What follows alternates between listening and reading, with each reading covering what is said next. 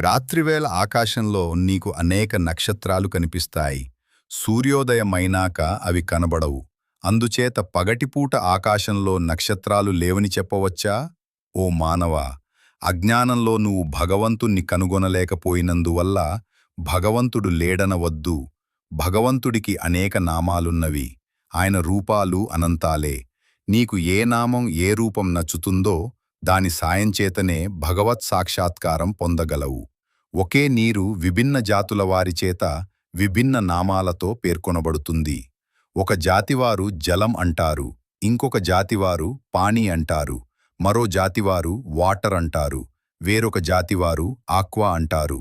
అలాగే అఖండమైన సచ్చిదానందమయ పరబ్రహ్మాన్ని కొందరు దేవుడు అని, కొందరు అల్లా అని, కొందరు హరి అని, మరికొందరు బ్రహ్మమని వ్యవహరిస్తూంటారు.